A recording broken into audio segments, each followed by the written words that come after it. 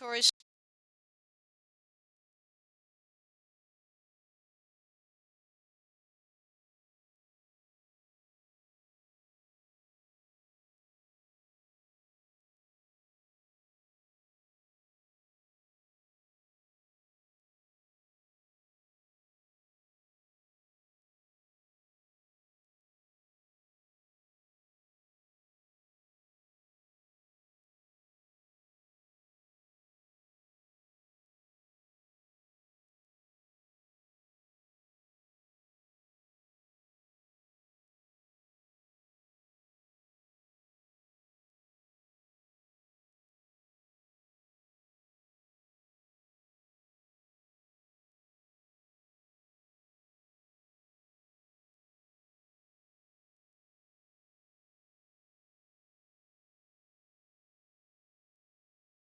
we'll talk about is some of the functions that are involved with the respiratory system.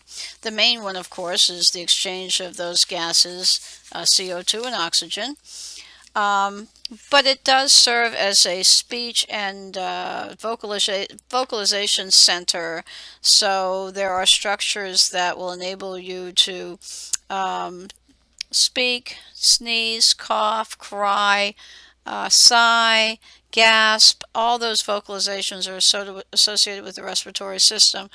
It also provides an area where the sense of smell is picked up. This is important for selecting food, social interactions, avoiding danger. You can smell when food is bad or if there's a gas leak or a skunk nearby. So smell is a very valuable sensation, and those receptors come by way of the olfactory nerve, whose receptors go down into the olfactory openings in the cribriform plate into the upper part of the turbinates or nasal cavity. Control of pH. There are buffer systems, and one of the most important one is located at the respiratory system plays a part. The respiratory system and the kidneys play a part in what's going to take place with regulating this acid-base balance process that we'll talk about more so when we get to chapter 26. Angiotensin II, the lungs aid with the formation of angiotensin II that will, remember we talked about this before, having the effect of increasing blood pressure. And this comes by way of a substance produced by the alveoli called angiotensin converting enzyme to increase blood pressure. Also develops pressure gradients, which helps in the flow of venous blood. Remember we talked about the respiratory pumps when we're talking about how blood gets back to the right atrium in spite of the fact that the pressure is virtually zero, and also moving lymph fluid along. A lot of your lymph vessels are located near these pulsating vessels that we have associated with the systemic circulation. Also, breath holding functions. So you use that during childbirth, urination, defecation, stabilizing the trunk to lift a heavy load, which is also referred to as Valsalva's maneuver. So these are all functions of the respiratory system. Some are obvious, some are not so obvious, but we'll continue on from here. Functional anatomy. When you look at the different parts of the respiratory system, you have some structures that are quite large and are fairly visible. We call these passageways the conducting zone. So they start off with the nasal cavity, oral cavity, and then you go through the series of tubes that lead into the lungs and bronchial passageways. And then eventually you get to really smaller microscopic structures where the gas exchange occurs.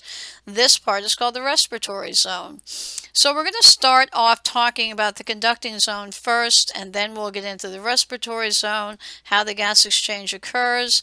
And then in order to get the gases to get to the location, you have to have the process of ventilation to move the air in and out, and the diaphragm and other respiratory muscles are what promote that ventilation process.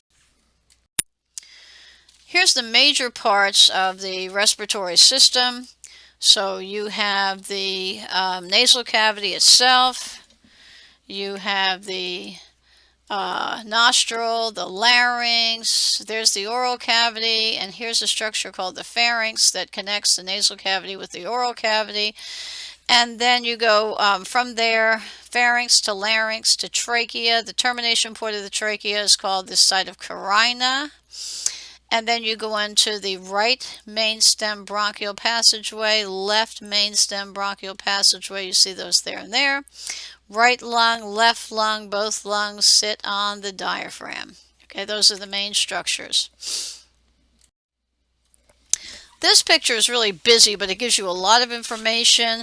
We'll start off on the left-hand side. So we will look at this cribriform plate of the ethmoid bone. That's where the branches of the olfactory nerve come through, and they end here at the top of the nasal cavity. There's your sphenoidal sinus right there. The back part or posterior part of the nasal cavity is called the nasal aperture, the opening into the first part of the pharynx, which is called the nasopharynx. Be familiar with the structures that are located in each part of the pharynx. Here's the nasopharynx, oropharynx, laryngopharynx, all divisions of the pharynx, and I'll show this again to you in a few minutes. On the back surface or back wall, you have the pharyngeal tonsil, opening of the pharyngotympanic tubes. Those go into the middle ear. And then the terminal portion of this part ends in the beginning of the oropharynx. Now the epithelium is going to change. In this part of the nasal cavity, it is ciliated pseudostratified columnar epithelium. And then as you get down into the oral cavity, because you have a lot of abrasion occurring with food, liquids coming through, this changes to lightly keratinized stratified squamous epithelium. The oropharynx has the palatine tonsils and the lateral walls, the opening of the from the oral cavity, which is called the fauces, F-A-U-C-E-S, and then you also have the lingual tonsil on the back portion, posterior part of the tongue. Then you progress downward into the laryngopharynx, and here the epithelium changes back into ciliated pseudostratified columnar epithelium. And then if you don't go into the airway, which is here in the larynx, then you go behind it into the esophagus, and that's where food goes into the stomach. Here is from the larynx down into the trachea. So this is the passageway of air. This is the passageway of food and fluids. Over here, frontal sinus, nasal cavity, the lateral walls have elevations. It's kind of bumpy looking, and these raised areas are called concha. So you have the superior, middle, inferior concha right there.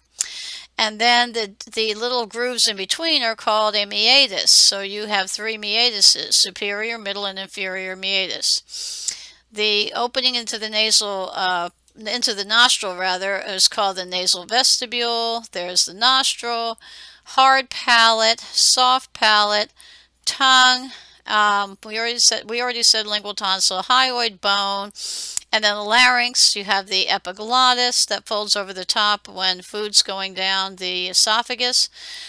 Vestibular folds, thyroid cartilage, we'll talk about these in a little bit, and thyroid gland that we talked about in the endocrine chapter. So a lot of the information is very, very useful in understanding all the structures associated, especially with the upper respiratory part of the respiratory system. So these are upper respiratory structures. So the pharynx, here we go again. Muscular tube from the base of the skull to C6. It does connect the nasal cavity and mouth to the larynx and esophagus inferiorly. It's composed of a core skeletal muscle, and it does have three regions, the nasopharynx, the oropharynx, and the laryngopharynx. So there you see a picture that's colored differently for each section. And then we get to the larynx. So they usually call the pharynx the throat, and they call the larynx the voice box. There you see the epiglottis at the top. There's the hyoid bone. The largest of the laryngeal or the larynx cartilages is the thyroid cartilage that you see here. And in males, when they go through puberty, this enlarges, and it has to do with the quality of the male voice being a lot deeper. Vocal folds are a lot longer and looser arranged. This is the laryngeal prominence, or what we call Adam's apple. The terminal cartilage is called the cricoid cartilage, and then you get down into the trachea. So there are actually 9 cartilages associated with the larynx. This is number 9, and then these two right here make up 3. And then if you go to the next picture, there's 3 pairs of cartilages, so this makes up the other 6. Here they are, the cuneiform cartilage, the corniculate cartilage, and the arytenoid cartilage. These 3 pairs are involved with anchoring the vocal folds. So those are very important cartilages there. This is looking at the vocal folds. And you can see some of these cartilages I was just talking about. There's cuneiform, there's corniculate. And when the vocal folds are closed, then this is when no sound is coming through. But when the vocal folds are open, they can vibrate. And when they vibrate, this is what allows sound to come through. So a lot of things that may impact their functioning is something that would cause the vocal folds to swell, and then they would not be able to vibrate, and this causes laryngitis. So things like spicy foods, or certain types of bacterial or viral infections, straining the voice too much. These are things that could result in laryngitis. So now we'll look at the trachea, and we'll look at the cross-sectional view from the top, and you can see that the esophagus is located behind, and usually the esophagus is in a closed position unless food's going through it. Here are your incomplete hyaline rings, hyaline cartilage rings of the trachea. So they're not completely closed structures. There is an opening in the back, and that opening is filled in by a muscle called the trachealis muscle. Allows for a little bit of expansion while you're swallowing food here. If these rings were complete, they really wouldn't be that flexible to allow for the anterior expansion of the esophagus during food passage. And you can also see that the open part is called the lumen. Ciliated pseudostratified columnar epithelium is the mucosa. Submucosa does include some glands that produce a kind of a liquid mucus secretion. The sero part is the water-based secretion to make it more thin. The mucus is very thick, and those glands produce that. Now there's also your bronchus or respiratory tract associated nodules that are found in the respiratory system to help protect you from infection. That's your bronchus associated lymphoid tissue. Adventitia is connective tissue that anchors the trachea to surrounding structures. So those are all of your major parts: mucosa, submucosa, the hyaline cartilage, adventitia. That is the trachea. Now, when you get to the bottom of the trachea, there is a place where you have a division. And so you'll notice that you have this tree-looking structure, and this is called the bronchial tree. The left lung itself is a little bit smaller than the right, because remember when we talked about the heart is kind of tilted over into that area where the left pleural space is, and it occupies part of that area. That section here where you have a little dent in the left lung, that's called the cardiac notch. That's where the heart is. The left lung is a little smaller than the right, and it has 2 lobes. So this is your superior lobe of the left lung, and this is your inferior lobe, and these 2 lobes are divided by an oblique fissure. Over here you have the right lobe, right lung, which has 3 lobes. This is the superior lobe, the middle lobe, and the inferior lobe. This is a horizontal fissure, and this is an oblique fissure. Okay, so just giving you some of the main structures involved in the lungs. And remember, we're still in the conducting zone, so we've covered mainly just looking at the pharynx, the larynx, the trachea, and then now we're going to be getting into the bronchial passageways. So there are 23 orders of branching, actually, And you go from that primary bronchial passageway into each lung, and then your secondary bronchial passageways, they go into each lobe. So you have two secondary bronchial passageways on the left because there's two lobes, and then on the right you have three because there's three lobes. Then you get into segments, and there's 8 segments on the left and there's 10 on the right. So you wind up with 8 tertiary branches on the left and 10 tertiary branches in the right. Then you go further to get to 4th order branching, 5th, 6th, 7th, and it looks like a tree, and eventually you get to the 23rd order of branching. Now then you get to what are called terminal bronchioles, and as you see here, these are terminal bronchioles. Once you get beyond this, now you're in the respiratory zone, because the respiratory zone is defined by any type of passageway that has alveoli associated with it. So you go from terminal bronchioles to respiratory bronchioles to alveolar ducts, and then to alveoli, which are clusters of these little tiny microscopic air structures that are just simple squamous epithelium. They're tiny, tiny, tiny, and you have 3 million in each lung. So they are found usually on the periphery of the lung surface. You can see them here. They've expanded this picture, blew it up so you can see it nice and big. And so let's go through that again. Terminal bronchiole, respiratory bronchiole, alveolar ducts, alveoli. That's the order. And this is considered respiratory zone. So 23 orders of branching in the lung, and that's all conducting zone.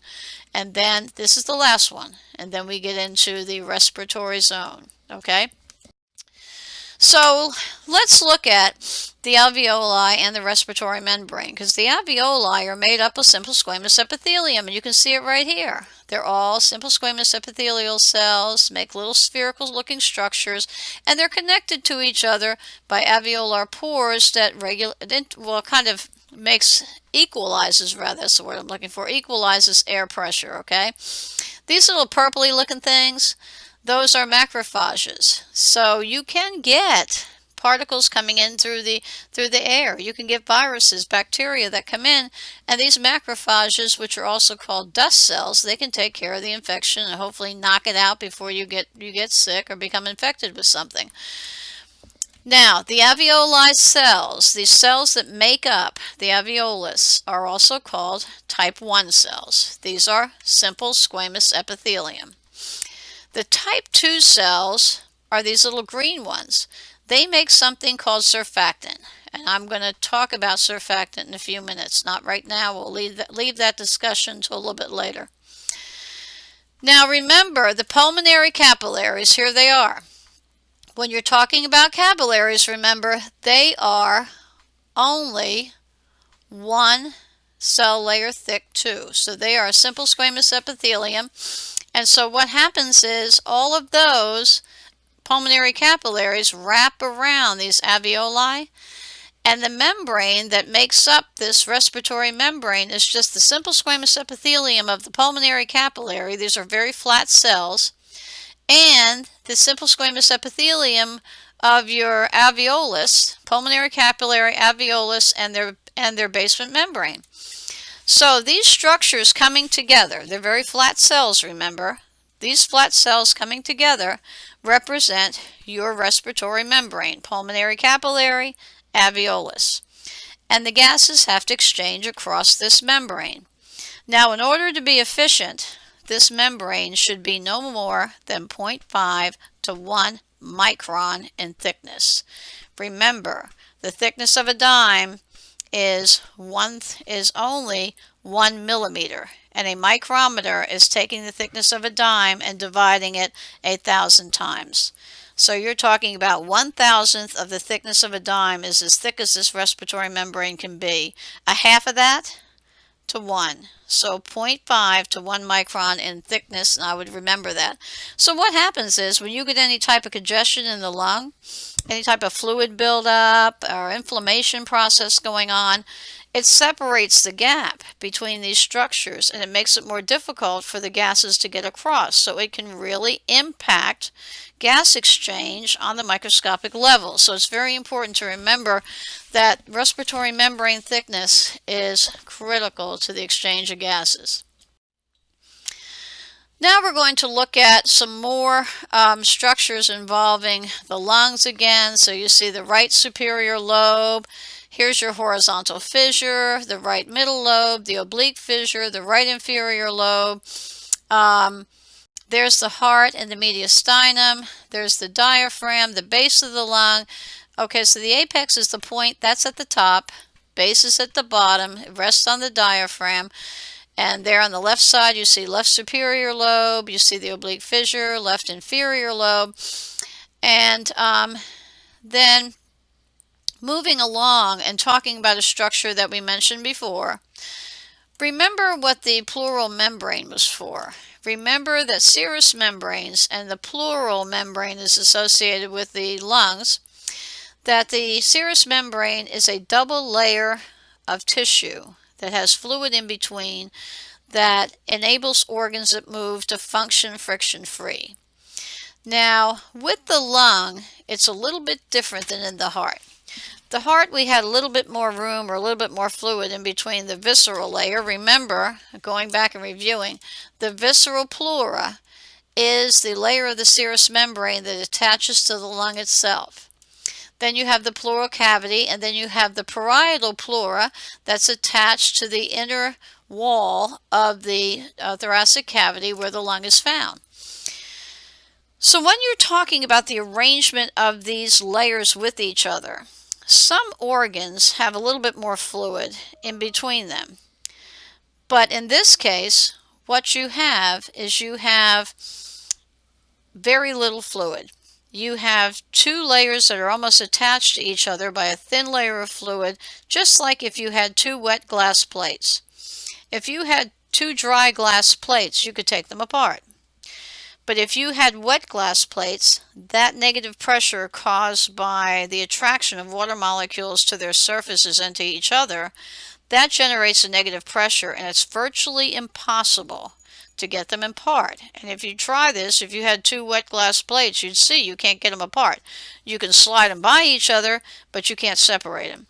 And this negative pressure is what holds the lung tissue up against the surface of the inner wall of the thoracic cavity so that the lungs don't deflate, because they're elastic. And they're like elastic bands. They want to go to the smallest dimension possible. And it's that negative pressure created by these two layers of the pleura that help keep the lungs inflated. So, for example, if a person gets stabbed in the thoracic cavity and it interferes with that negative pressure, the lung will collapse. And you've probably heard about this. So it's very important. That negative pressure is very important. You don't want air to get in there. So I want you to understand that particular concept, okay? That little bit of fluid, just enough to wet those layers, makes negative pressure, and that's what holds the lungs against the thoracic wall and keeps them inflated. Here's a look. This is very pretty, isn't it? This is the bronchial tree.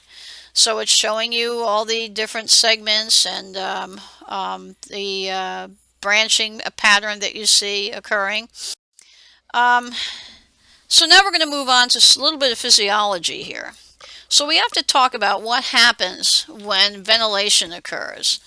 So pulmonary ventilation, inspiration is active. That's where you contract the diaphragm, you contract the external intercostal muscles, and you're going to increase the volume of the thoracic cavity by doing this, and you're going to allow air to move in. Expiration is passive. So all you're doing is relaxing the diaphragm, relaxing the external intercostal muscles, and bringing decreasing the volume of the thoracic cavity. So remember, inspiration is active, expiration is passive. You're contracting muscles to inhale, and you're relaxing them when you exhale. Also keep in mind that when you are contracting the diaphragm pushes down. Contracting the external intercostal muscles makes the rib cage increase in size. So when this happens, you're increasing the volume. And when you increase the volume, you're going to change the pressure of the gases, which leads to a flow of gases from one location to another. So you want to keep in mind something called Boyle's law. Boyle's law says that pressure times volume is a constant. Pressure times volume is a constant, and that's an inverse relationship. As one goes up, the other goes down. So just listen to me on this one.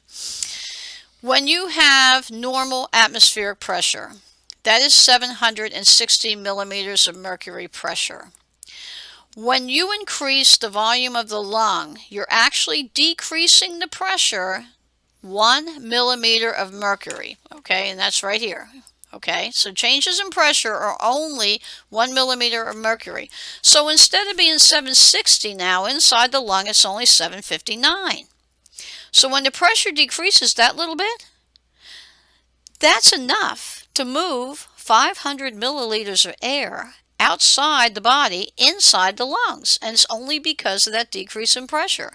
So you want to remember, you change the volume, that's going to change the pressure, and that's going to make the gases flow in.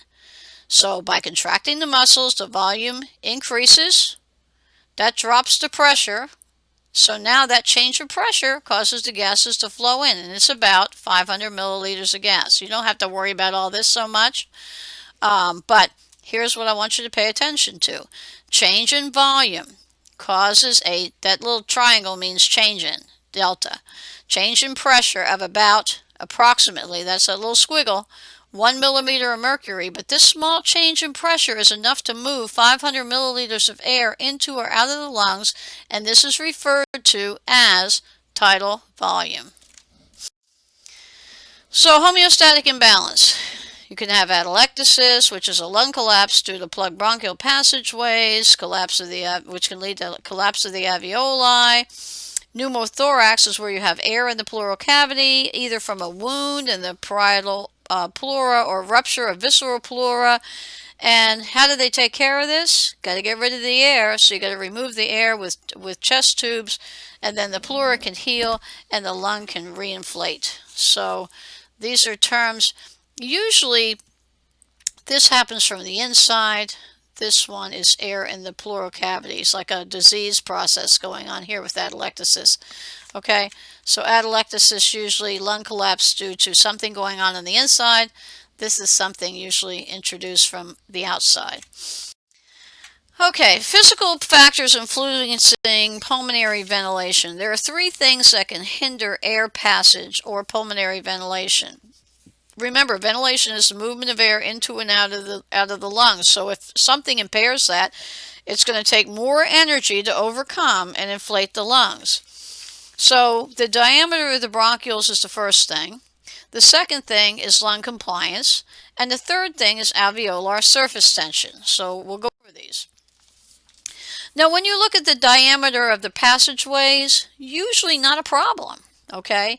Because friction is not normally a problem when you're talking about air.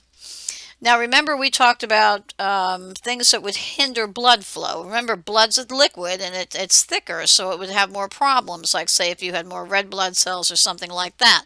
In this case, looking at respiratory passageways with air is much thinner. Usually don't have a problem. But in cases where you have obstructive pulmonary disease, that's what that stands for, and you could put a C there, COPD, chronic obstructive pulmonary disease. Airway resistance increases because you may have something like congestion, mucus buildup, constriction of smaller respiratory passageways, and that can be a problem for people. So wherever you have more resistance, if you increase the denominator in the fraction, that's going to cause a reduction in the value of that fraction, and that's going to decrease flow of gases. And you don't really have to understand math to understand this. If you have more restriction going on, more mucus buildup in passageways, the air is not going to flow as well. So that's really what that's saying. Surfactant is a detergent-like complex of lipids and proteins that reduces alveolar surface tension forces. So think about those 3 million alveoli being 1 cell layer thick. I mean, all they are is simple squamous epithelium, and they're lined by this water-based fluid. So what happens is the water-based fluid, water being very cohesive, is attracted to itself. And this water-based fluid makes those alveoli want to collapse. Well, this detergent breaks up the surface tension that the water has for itself and makes it so that the alveoli will stay inflated. Now, babies that are born prematurely could have a problem because they may not make surfactant. Surfactant isn't usually made until after 7 months of development. So babies can suffer from something called infant respiratory distress syndrome, or IRDS, where their lungs will not inflate. So years ago, they used to put them on a ventilator, which dried out the respiratory passageways and resulted in bronchopulmonary dysplasia, which was a chronic lung disease. Today, they don't do that. They usually have medications that they can give them, synthetic or natural surfactant, into the newborn's respiratory passageways to make them inflate and bypass the problem. So that's surfactant. The last thing is lung compliance. And lung compliance is the ease with which the lungs can be expanded. And I'm not going to go over any of this formula, but all I'm going to talk about is that compliance means that it's easier for ventilation to occur. If you have good compliance, you can expand the lungs, you don't have a problem. Down at the bottom here, it says the lower the lung compliance, the more energy is needed to breathe. Okay, so compliance, the better the compliance, the easier you can get air in. That's what I want you to know. So here are things that interfere with compliance. So this might make it a little bit easier to understand if you can think about the situations that would interfere with it. Number one, anything that would reduce the natural resilience of the lungs. Scar tissue. Remember, scar tissue is not elastic.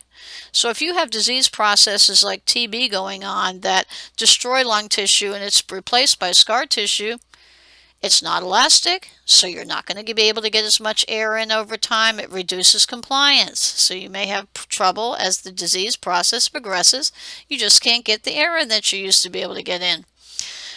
Block smaller respiratory passageways where you have chronic inflammation, pneumonia, bronchitis. Reduce production of surfactant.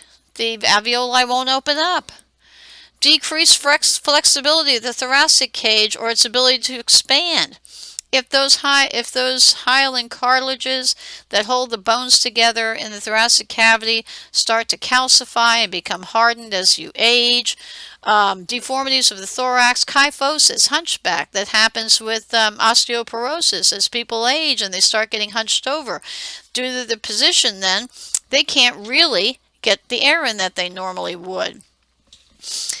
Paralysis of the intercostal muscles. Diseases like Lou Gehrig's disease and polio, things that would affect these types of muscles, would reduce the compliance because the muscles aren't working properly and you can't get the thoracic cavity to expand. So again, all these things, they reduce compliance. And the lower the lung compliance, the more energy is needed to breathe to get that air into those smaller passageways and into the alveoli where gas exchange occurs. Okay, so this particular slide is going to give you a breakdown of all the lung volumes, and it's showing you a spirographic record for a male. So this is just showing you the volumes for the typical male, and you can see here we're measuring in milliliters, so it goes from 0 to 6,000 milliliters, which is equivalent to 6 liters. So that's average male volume is about 6 liters. Now female is a little bit smaller because, again, it goes back to that idea that you don't need as much oxygen to fuel skeletal muscles because we don't have as many skeletal muscles, or as much skeletal muscle mass as males do. So we don't require as much oxygen, so we don't have as much hemoglobin. Our lung volume is smaller. So that's what that's all about there. Okay, so tidal volume, remember, is what we talked about being the average amount of exchangeable air. Okay, how much during a passive respiration you inhale and exhale. So 500 milliliters. Now there is an amount that you can inhale above and beyond that tidal volume if you take a really deep breath, and so that's called the IRV, and here it's about 3,100 milliliters. Now there's also an amount of air that you can force out beyond the tidal volume. That's a little over a liter, and that's called the expiratory reserve volume, okay? So remember that 1,200 milliliters is the same as 1.2 liters, so that's another a bit of air that you can get out. Now, there is an amount that's called residual volume that remains in the lungs at all times, and that's to keep the passageways open, whatever's in the conducting zones, and that's called the residual volume, 1,200 milliliters. So you add those all up, and you get the total lung capacity, which would be 6,000 milliliters or 6 liters. Now, the actual air that can be exchanged is called the vital capacity. So that's the top three, because remember, this one stays in. The top two numbers, those two added together, is the inspiratory capacity, and then the bottom two, functional residual capacity. Okay, so volumes make up the total lung capacity, and then you can add different ones together to make up these other parts, these other capacities. So capacity is really two or more volumes added together. This one here is really, really important, okay? Because that's the total amount of exchangeable air. This is looking at the difference between male and female volumes, and also giving you a description of what each of the volumes and the capacities actually is referring to. The big difference with male and female volumes really comes in with the inspiratory reserve volume. You can see here it's over a liter in difference, okay? And this is also telling you with capacities down here, it gives you the different volumes that are added together to make each one of the capacities. Now, a spirometer is a device that produces a graphic display of respiratory volumes. Now, it's an instrument that can be very useful for evaluating losses in respiratory function and for following the course of a particular respiratory disease. So, minute ventilation is the total amount of gas that flows into or out of the respiratory tract in 1 minute. So with quiet breathing, approximately 6 liters per minute. So if you took the tidal volume and you multiply it times breaths per minute, that's where that total ventilation amount comes from. So average tidal volume is 500. We're using 12 breaths a minute here. That gives you 6,000 milliliters. Now there is a test you can do that's called the forced vital capacity. This test measures the amount of air expelled when a subject takes the deepest breath they can and then forcefully exhales it out as fast and as hard as they can over a several second period. Now that first second of the test is called the FEV1, and that is force expiratory volume 1, amount of air forcefully exhaled during the first second of the FEC test. Now, in healthy lungs, it should be about 80% of the FEC. And then the FEV2 would be the second. And usually that's around 90 to 92%. And then FEV3 would be 97%, somewhere around there. But that first second is important because if you have congestion, you have constriction of passageways, like if a person is under an asthma attack, they're going to have a hard time getting the air out, and so it's going to take them longer. So they may not even be close to 80%, so it can give you a good idea of what's going on. So alveolar ventilation, that's what we just talked about. The total amount of gas flow into and out of the respiratory tract in 1 minute. Normal at rest is about 6 liters per minute. We already said that. But if you're exercising and you're taking deeper breaths and more frequent breaths, then you could get up to 200 liters per minute. And remember, because the cells are are using more oxygen and making more ATP to fuel working muscles, then you're going to need more oxygen. So that's why respiratory rate increases, volume and amount of air that goes through the system increases tremendously.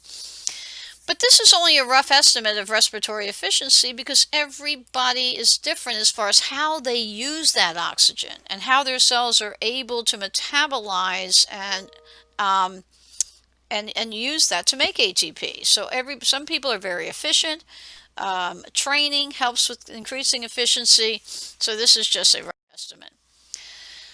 So these pulmonary function tests, where we talked about the forced vital capacity, okay, FVC, all that.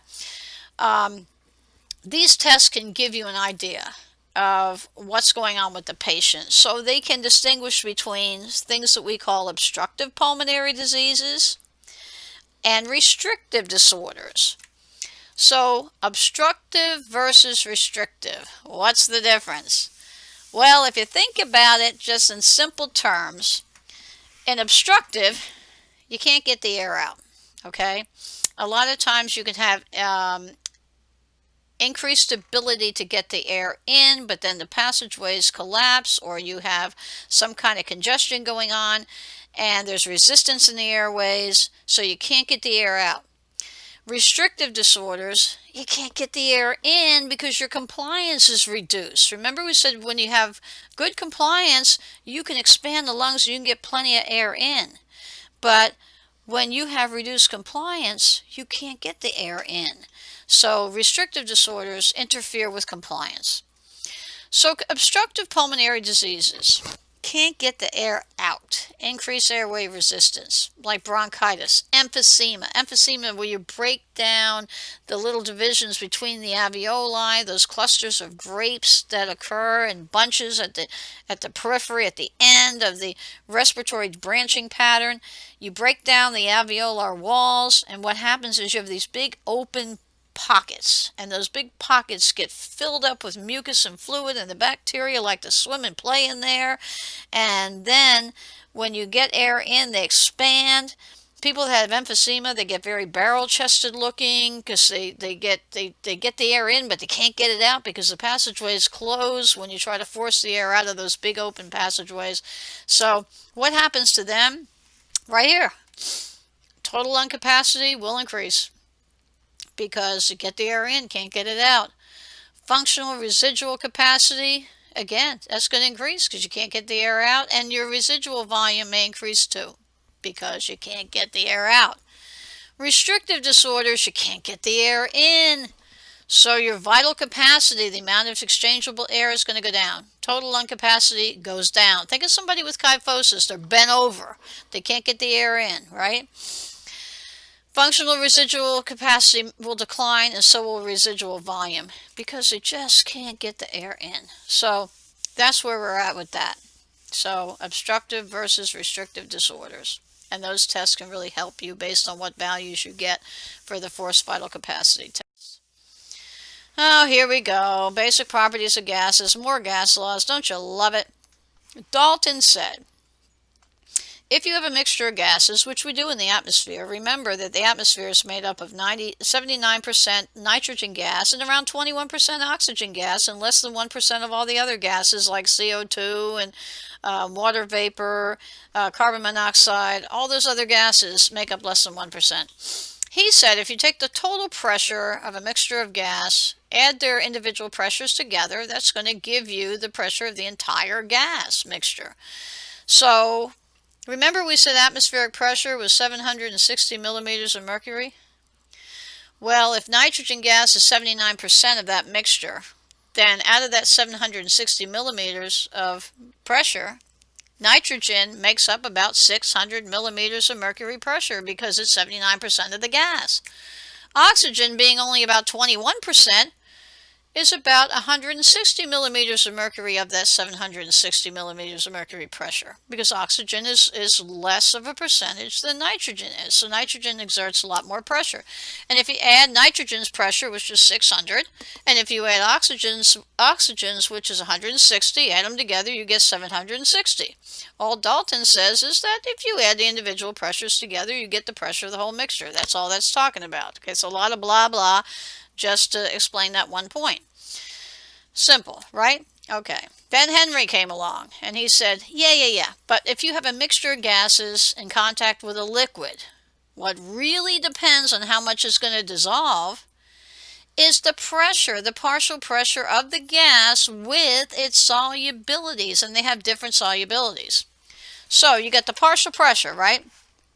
Oxygen is a major gas. Now, CO2 does not exert much partial pressure because remember, it's less than 1%. There's not that much CO2 in the air.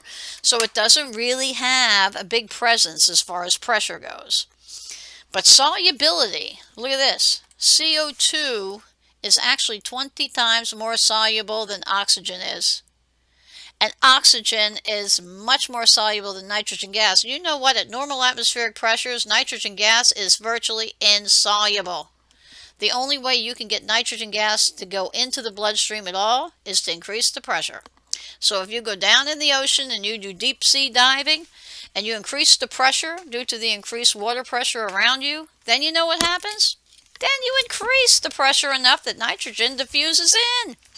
And then when you try to go back up too fast, the nitrogen bubbles out. And that's what causes the bends. So normally nitrogen is not a problem. It's not soluble. Oxygen, a little soluble. But CO2 is very soluble. And as a matter of fact, soda pop, all that, yep, you got it. Carbon dioxide is what they use because it's very soluble in liquid. So that's what makes all the fizzy in the drinks that you drink. And my Bang and all that stuff and my energy drinks, gotta have them. Especially getting through this course at this rate, I gotta keep up the energy here. So CO2, 20 times less available, but 20 times more soluble. Oxygen, 20 times more pressure, but 20 times less soluble. So it's kind of an inverse relationship, isn't it? So when you think about how the gases actually exchange, it's really diffusion. It's really diffusion because wherever you have a higher concentration, it's going to move to that level of lower concentration. And remember that the solubility of a gas decreases with increasing temperatures, so you know what happens when you put some soda out on the counter on a hot day.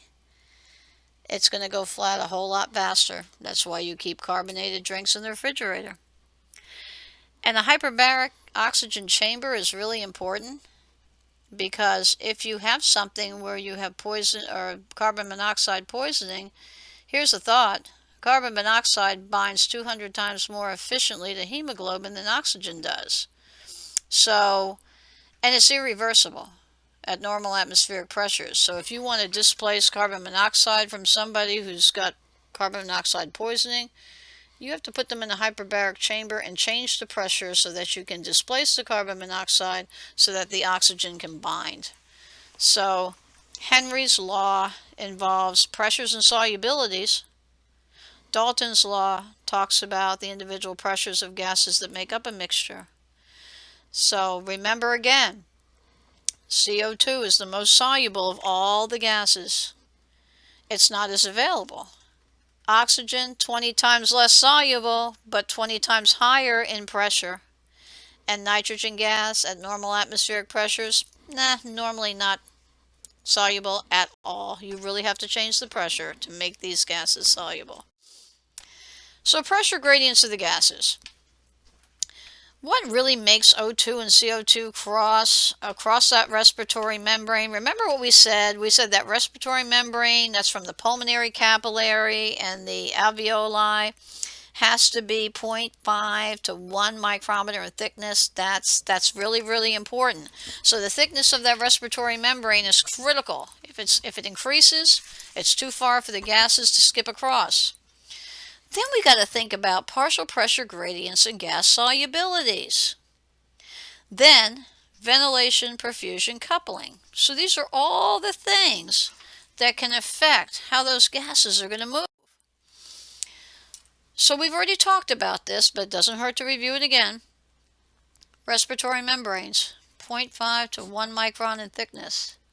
And you know that the total surface area, if you took those 3 million alveoli from each lung, and you were to open them up, if you got bored one day and you just wanted something to do, and you opened them up and you laid them out on the floor, what kind of surface area they would cover?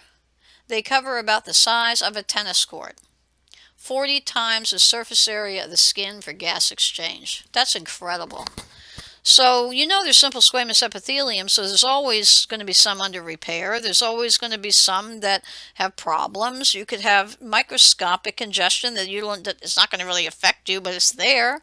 So you always have enough for a gas exchange. It's only when you really have disease processes that destroy a significant amount of this surface area that you run into problems. So if lungs get waterlogged and they build up with fluid and you get a lot of edema going on, then the gas exchange can be inadequate. And you can also, you're separating out that respiratory membrane, so it's too far for the gases to exchange. Where you get reduced surface area, remember we said in emphysema, walls of adjacent alveoli break down. So you start losing surface area that way. Tumors, space-occupying masses that push on an area of the lung and maybe keep the alveoli from inflating.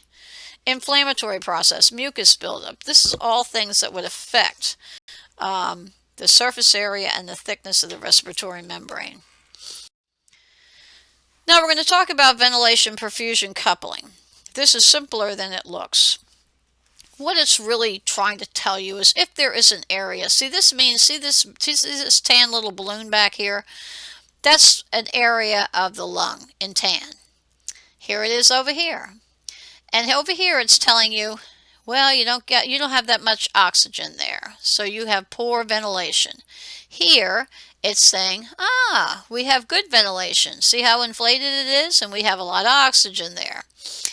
Where you see the little capillaries like closed, okay, that's poor perfusion. You're not opening up the capillaries to allow the gases to exchange.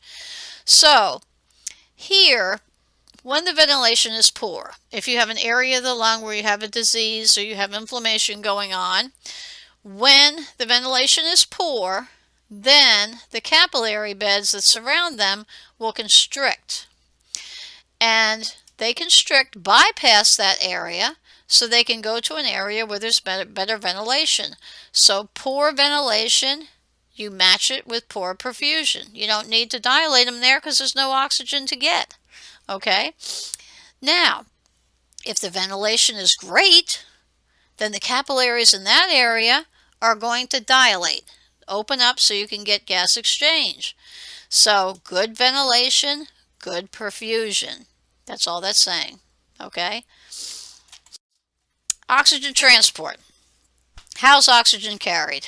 Well, most of it's carried bound to hemoglobin, bound to that iron molecule that's sitting in the hemoglobin subunits. Hemoglobin is a quaternary protein, 4 subunits, so each hemoglobin molecule can carry 4 oxygens, okay?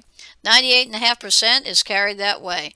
And because remember, oxygen is not as soluble as CO2, 20 times less soluble, not much dissolves in the plasma, only about 1.5%. Now, oxyhemoglobin is the term, we talked about this in the blood chapter, but oxyhemoglobin is the term for hemoglobin and oxygen bound together. Reduced oxygen, deoxyhemoglobin, you don't have oxygen, but here's another little wrinkle. Now, instead of oxygen, see that? You got an H ion in there. And when you pick up the oxygen, the H ion pops off. So at the lungs, okay, you're picking up the oxygen. At the tissues, you drop it off. But here's that little added thing. You got an H ion. So we have to talk about where this H ion is coming from. So hold on to that point for a second. Hold on to the H point for a second, because we're going to talk about the hemoglobin oxygen dissociation curve. This might take a few minutes to explain. All right, see this graph right here? Over here, this part here is looking at the hemoglobin molecule and how much oxygen it's carrying. That term for maximum oxygen carrying capability, we're talking about a word called saturation. And I think about a sponge. When a sponge is totally saturated, it's full of water, right? When a hemoglobin molecule is totally saturated, it's full of oxygen. So here's total saturation, 4 molecules of oxygen in your hemoglobin molecule, totally saturated, sponge is full of water. As you're moving down, you're squeezing the sponge, the oxygen is coming off, the water's coming out, and here's your totally unsaturated sponge. No water, dry, no oxygen. So saturation, think about the sponge. Over here is talking about the partial pressure of oxygen in millimeters of mercury. As you move to the right, over here, this is showing you the lungs, okay? In the lungs where O2 is the highest, 100 millimeters of mercury, hemoglobin is almost fully saturated. So over here, look, 100% saturated. Over here, see where it's 40? This is in the tissues where the oxygen is low because you've dropped off some of that oxygen. So, as the oxygen is being carried through the circulation, one pass through the circulation, you drop off about 25%. See how that's 75 there? So you've dropped off 25%. 25% is like one little oxygen molecule, right? That's why people can hold their breath. You can hold your breath for a while and the blood keeps going through the circulation and you just keep losing more and more of it. So you don't drop it all off at one pass, you're just dropping off 25%. So this is called the oxygen hemoglobin dissociation curve. This is normal, all right? Normal. It's the drop off 25%. Now, there are things that can change the amount of oxygen that you're going to drop off. Remember, here is the normal right here. Okay, that purpley looking thing. That's normal, and here's normal down here. But what can happen is if you change some parameters like temperature or CO2 or you change the pH, that can affect how much of this oxygen is going to be dropped off. So if the temperature decreases, okay, so remember this is 40, this is normal, right? Normal 75%, normal 75%, right? Make sure I got it lined up right. Okay, 75%. If you decrease the temperature, that slows the cells down. They're not using as much oxygen, so you don't have to drop off as much. So look what happens as the temperature slows down. Look at where this line comes. At 10 degrees, you're not dropping off any. You're almost 100% saturated. 20 degrees C, look what's happening here. 90% saturated. So you cool off the body, you lower the temperature, and the cells are slowed down. They're just not respiring like they normally would. Now, warm up the temperature. Warm it up here to 43 degrees. So we're getting in here, we're probably around somewhere close to 80. Can't do it in my head real good anymore. But anyway, you're dropping off a lot more. See where the line crosses here now? You're dropping off probably 40% as opposed to 75. So you warm up the temperature and you're dropping off more oxygen. So when you're retaining that oxygen and you're not dropping it off, that's called a left shift. So a left shift to the curve, you're not going to drop off as much oxygen. A right shift means you're going to drop off more oxygen. And here's our normal, remember, normal's right here. So when it shifts to the right, drop off more oxygen, shifts to the left, you retain more oxygen. You ever wonder why operating rooms are cold? There's a reason for that. And the reason is to minimize the cell's activity, so you minimize cellular damage during surgery. Makes a lot of sense. When you go down to the second box down here, the second picture, we're talking about carbon dioxide. Now, if muscles are respiring, they're working, you're exercising, you want to drop off more oxygen. And they get warm. And as they heat up, then they're using more oxygen, they're making more ATP, and so that causes a right shift. So increase in CO2 is a byproduct of that cellular metabolism, then you're going to drop off more oxygen. And the more CO2 you produce, it drops the pH. Lower pH, you drop off more oxygen. There's your right shift. If your muscles aren't working and they're not producing as much CO2, that's a right shift. You don't need to drop it off there. And increase pH. If the pH is increased, that means you're not producing as much CO2. So again, left shift.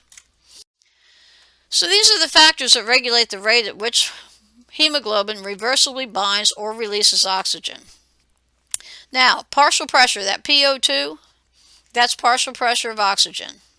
100 milliliters of systemic arterial blood contains 20 milliliters of oxygen, and that's about 20%. 20 mLs out of 100 mLs, 20%. Those are resting conditions. The partial pressure of oxygen is around 104 millimeters of mercury in arteries. They call that 98% saturated. You know that little thing they put at your finger when you're in the doctor's office, that oximeter to test O2 saturation? That's what you're looking at. And you want that number to be in the high 90s, okay? So that means you've got enough oxygen floating around in the bloodstream. That's what they're talking about. So the things with the diamonds here, we just talked about this a little bit. This is that hemoglobin oxygen dissociation curve. The diamonds, temperature increase, CO2 increase, and something called BPG. Those three things, when they increase, that causes a right shift in the oxygen hemoglobin dissociation curve, and you're going to drop off more oxygen, okay? So that's temperature, CO2, and BPG, these three. Increase will cause a right shift. Now, BPG is something that red blood cells produce, because remember, red blood cells don't really consume oxygen. They break down glucose anaerobically, and this is one of the byproducts of that anaerobic pathway. So the more red blood cells are using glucose anaerobically, they produce more of this. And the more of this they produce means they're working, they're doing their job, and they're alive, and they can effectively bind and release oxygen. So it's a good way, too, of measuring the viability of a unit of blood. The higher the BPG, the more red blood cells are viable. Now this one, blood pH, decrease in pH decreases hemoglobin's affinity for oxygen. What that means is that an increase in acid results in a decrease in pH. Okay, so that's the one thing you want to keep in mind. So when you increase CO2, we're going to find out pretty soon that CO2 increases acidity in the blood. So increase causes a right shift, but an increase in CO2 decreases pH. And a decrease in pH causes a right shift. Okay, so you just want to keep that in mind. Increase in acid is a decrease in pH. So hopefully you got that all set. Okay, now we're going to move on to how the gases are transported. I'm hoping we can walk through this together, and I can explain this to you as we go. It's pretty involved, but I'm hoping we can walk through it. And then you can just keep going over these individually, these slides that you really feel you need some extra work on.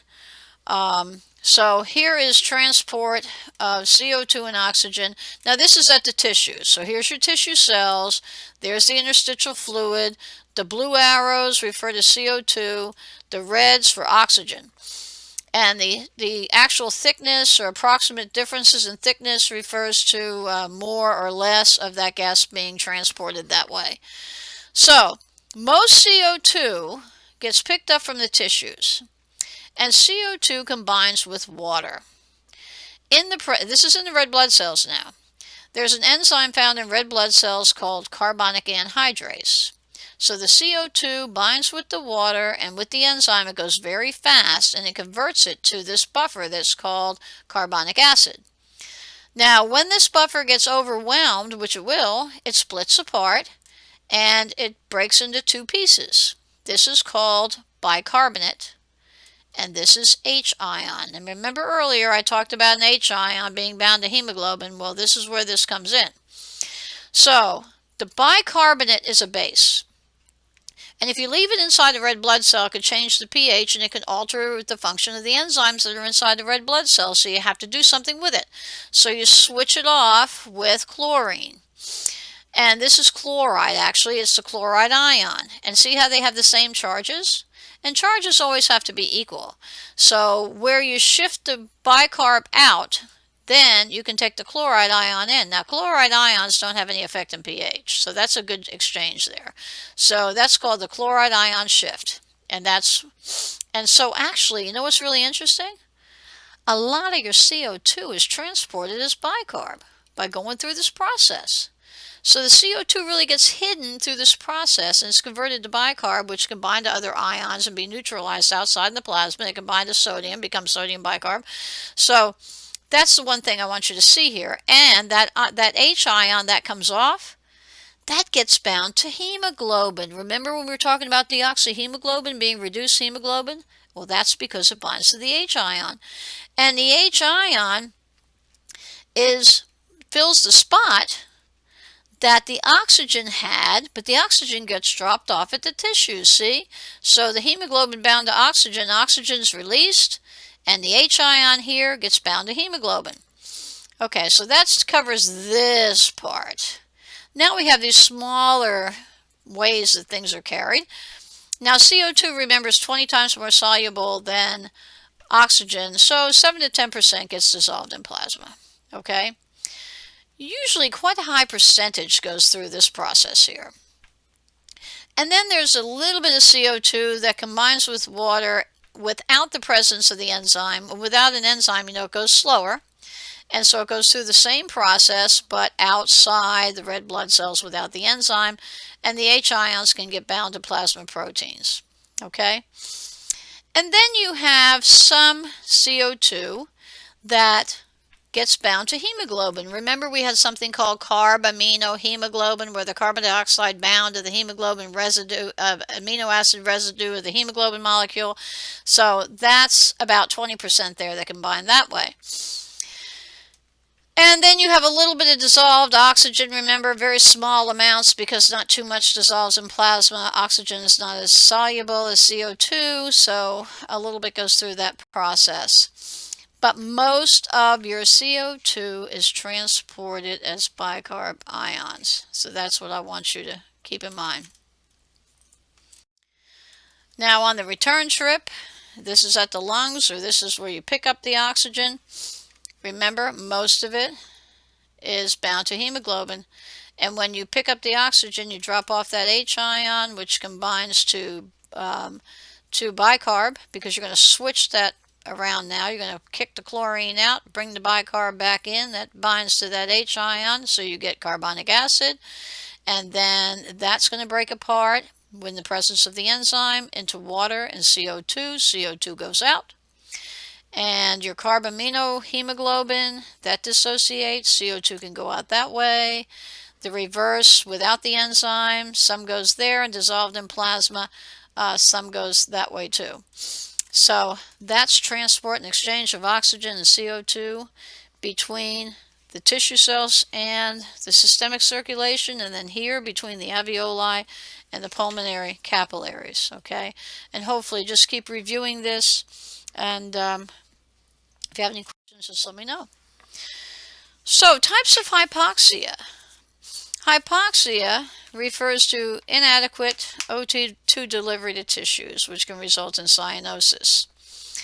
So anemic hypoxia, if you have anemia, you don't have enough red blood cells that can sufficiently carry the oxygen to the tissue cells.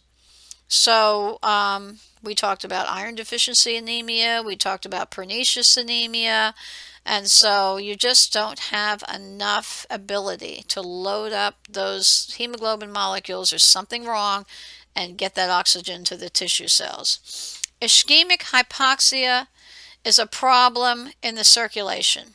We talked about congestive heart failure and how that will affect the ability of the blood to transport the oxygen to the tissue cells. Histotoxic hypoxia, cells are unable to use oxygen. So if the cells are poisoned, they're dead. You can have all the oxygen you want. The cells can't use it because they're not respiring. They're not working. Hypoxemic hypoxia, something's wrong with the ventilation.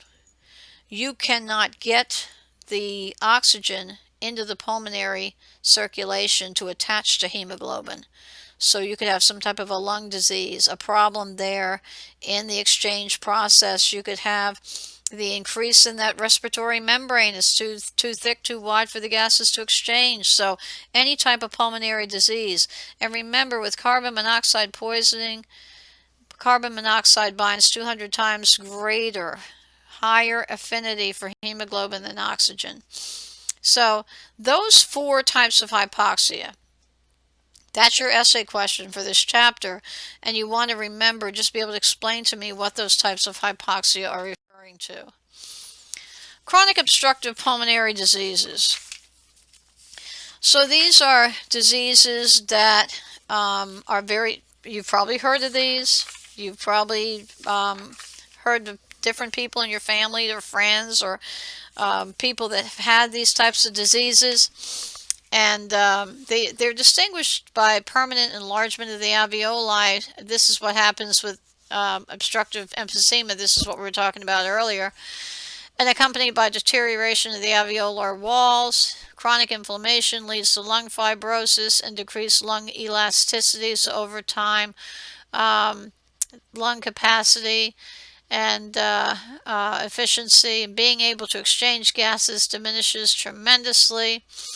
Chronic bronchitis is where you have a problem with irritants and you have a buildup of chronic amounts of mucus, excessive mucus production that usually affects the lower respiratory passageways. And then you get inflammation, fibrosis of the respiratory mucosa, which causes an obstruction of the airways. And this is a chronic condition. A lot of times you see it in people where the air quality is low. You see a lot of it in inner cities, places where you do have a lot of pollution. But these are very common diseases that you're going to run into. Pneumonia is another one. But these are chronic obstructive pulmonary diseases. And the most common features that you see, a lot of times, unfortunately, the patients have a history of smoking.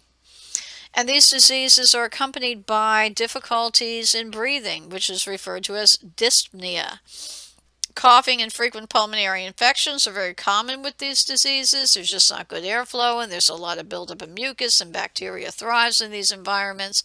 And most COPD victims develop respiratory failure accompanied by hypoxia, CO2 retention, and respiratory acidosis.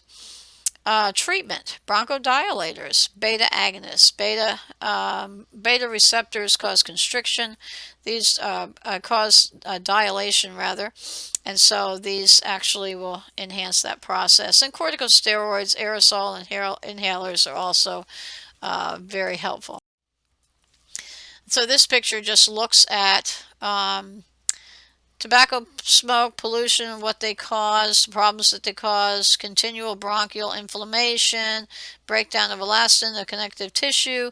Chronic bronchitis is characterized by excess mucus production, chronic productive cough. Emphysema, destruction of alveolar walls, loss of lung elasticity, and that alpha-1 antitrypsin deficiency is something I'm really not going to get into, but it is a genetic problem that some people have, but it makes up very few of the cases of emphysema. And over time, airway obstruction or air trapping, difficulty breathing, dyspnea, frequent infections, and then eventually hypoventilation, hypoxemia, and respiratory acidosis. And so as the disease progresses, more and more difficult for the person to get enough oxygen to tissues. So lung cancer. Lung cancer is the leading cause of cancer deaths in North America. 90% of all cases is a result of smoking. Three most common types: adenocarcinoma, approximately 40% of cases. And this type of carcinoma originates in peripheral lung areas. So that respiratory zone, bronchial glands, alveolar cells, squamous cell carcinoma in the bronchial epithelium itself. And as the bronchial epithelium goes down into smaller passageways, it goes into like cuboidal epithelium, and eventually into your alveoli that are the simple squamous epithelium. So in those smaller passageways, and then small cell is the most aggressive, and this one is lymphocyte-like cells that originate in the primary bronchi and they metastasize. So they go all over and very, very aggressive. This is also called oat cell, and it is very diffuse and probably the most dangerous out of all three types. Now this is the review sheet for chapters 20 through 22, which I will look at quickly for the people who didn't have the review for the test coming up. And when we talk about the composition of the lymph fluid, remember that in lymph fluid comes from plasma. And as the cells, as the circulation drops off nutrient supplies, glucose, oxygen, there's some fluid that's lost with that. That's what lymph fluid is, where it arises from. Goes into the interstitial spaces and then is collected up into the lymph vessels. The transport's very slow, okay? And it depends on movements from surrounding tissues to get back to the venous circulation. Lymph vessels are more permeable. They have those mini valves, and they have collagen fibers that anchor them to surrounding structures, so they're much more permeable than their associated veins. So they have the same three tunics as veins. Lymph vessels have a lot more valves. Major lymph vessels. The ones I want you to remember are the right lymphatic duct that brings the lymph fluid back from the right upper quadrant of the body, right side of the head, right arm, right side of the thoracic cavity.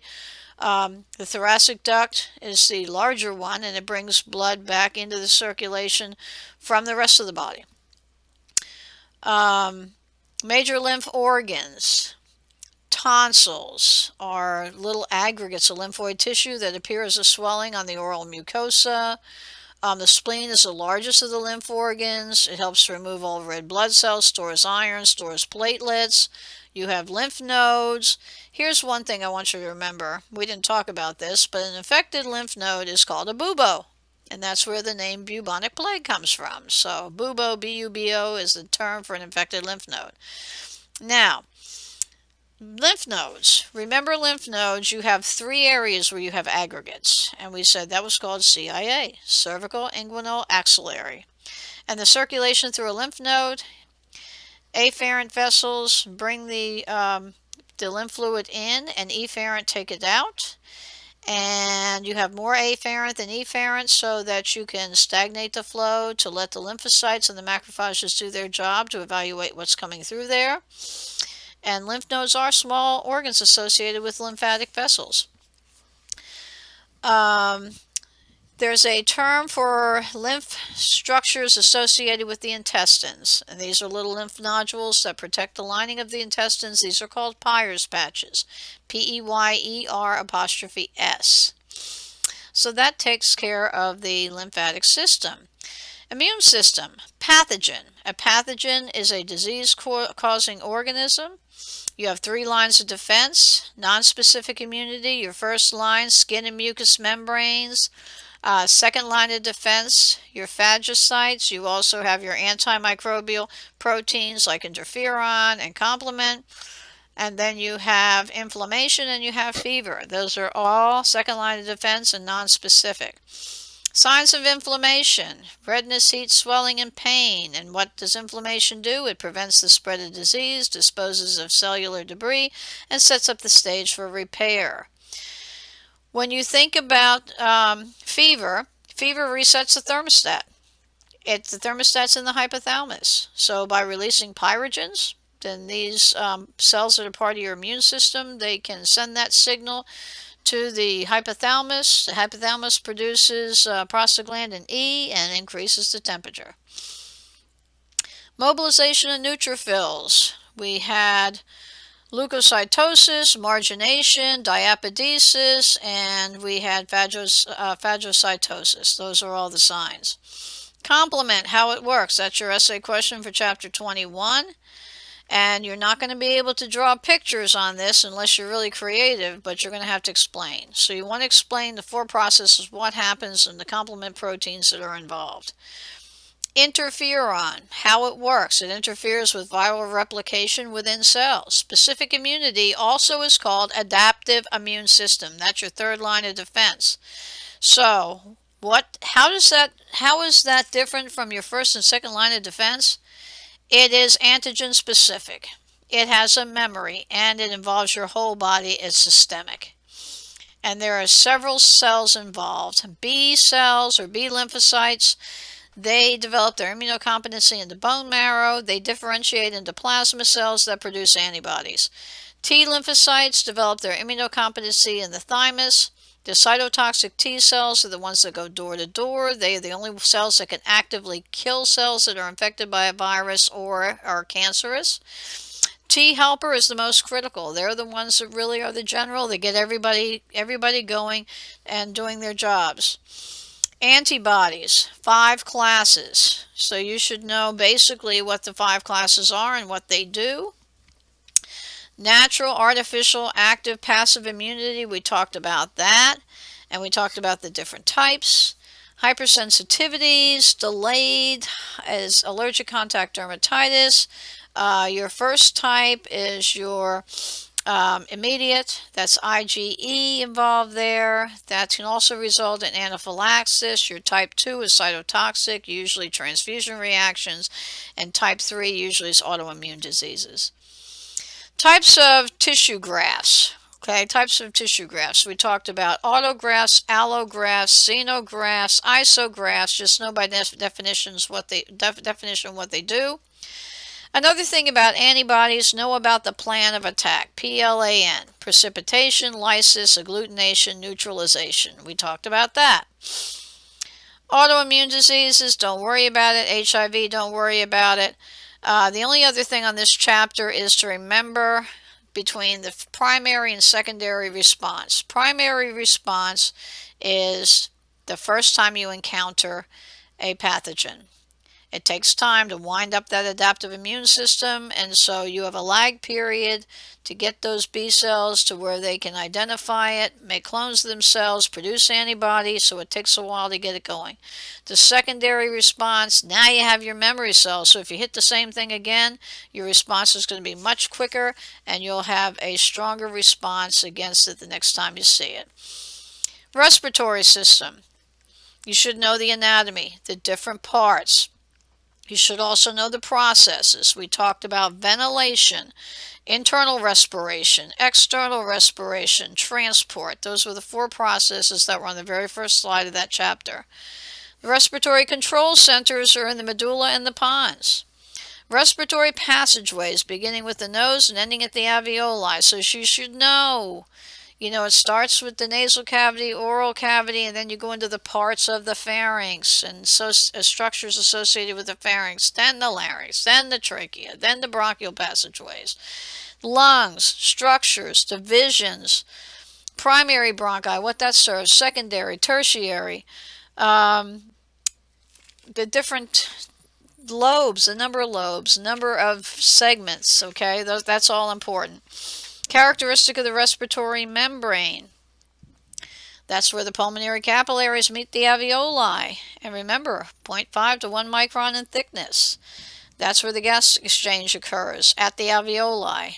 Know what the type 1 cells are, type 2 cells, what they do. Surfactant, what surfactant does.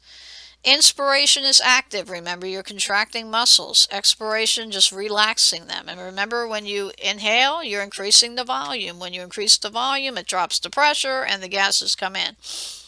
Lung volumes and capacities, we went over that.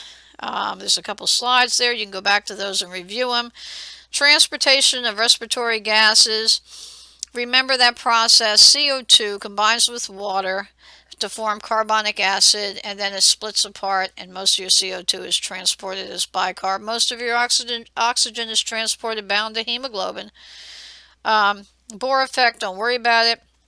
Hemoglobin saturation curve, we spent some time talking about that. Remember temperature, BPG, CO2, those 3 things, if they increase, they make a right shift in the curve. Decrease will make a left shift. Left shift means you're not going to drop off as much oxygen. Right shift means you're going to drop off more oxygen. And when you decrease the pH, it's the same as an increase in CO2, so you will cause a right shift. Respiratory diseases, if you can remember emphysema, destruction of alveolar walls, that's the main one that I'm going to focus on. And remember Boyle's law. Pressure times volume is a constant, inversely related there. Henry's law, talking about pressures and solubility. Boyle's law, Dalton's law. The partial pressures of the gases that make up a mixture. If you add them together, you get the total pressure of the gas. So that should take care of everything in this chapter.